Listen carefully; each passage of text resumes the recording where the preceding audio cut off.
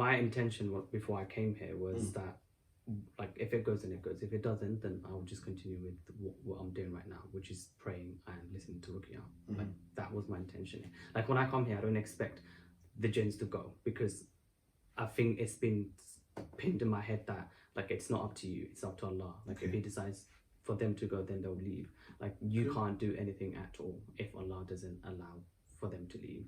So, like, when I come here, like, yes, like, you know, I pray to Allah that please get rid of these jinns and stuff like that, but I don't expect it for you to take it out, because you're not Allah. Like, if, like, you know, if it stays with me for more longer, it's because Allah is allowing them to stay in my body. And I don't, like, sometimes, yes, I do, like, oh, why is this happening to me? But at the same time, like, okay, like, since it's been with me for like good 7, 8, 9, 10 years, I don't know how long, but the more day goes by, the more I go through the situations, and I kind of like thank Allah, because these situation is making me like kind of like wiser, and it's bringing me closer to Allah as well. Because if this jinn wasn't with me, then who knows what I'd be doing? Probably be drinking or like smoking and doing, I don't know, messed up stuff. But I've been on a path where like it's not taking me out from this path of just praying to Allah and having faith in Allah. So I don't expect anything from you apart from just doing Ruqya. So, yeah, that's good. That's a good foundation to have. The other part is in the matter of the unseen. You should leave it to Allah. I mean, the Raqi obviously has to be a trustworthy Raqi. Yeah. Right. I've been to many of them, and you've been to many of them. I know which ones are like kind of a bit of a fraud. Like the one that was sleeping when he was like doing Ruqya. I think I told you about that.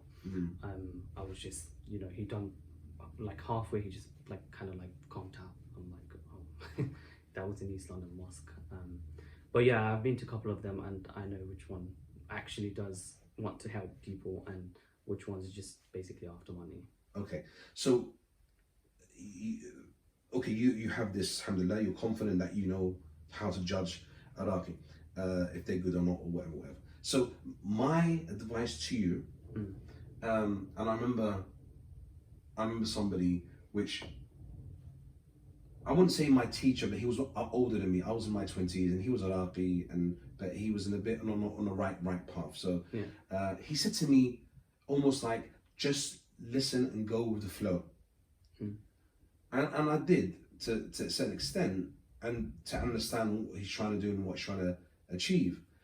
It's almost like I'm trying to say the same thing to you, but no, I'm not saying that to you. I'm actually telling you the process, what happens. Yeah. So I know that more than one jinn can possess a human body. Yeah. I know the only way they can beat you is by demoralizing you. Yeah. So this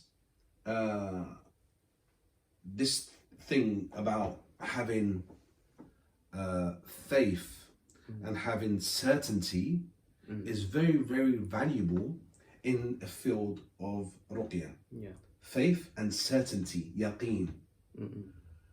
You have to have full faith that the Quran has an effect on the jinn. Yeah, which I do. Wait, 1 second. You have to have full faith that the shayateen do not want to proclaim that Allah is one and there is no other, you know, ilah or God except Allah is one.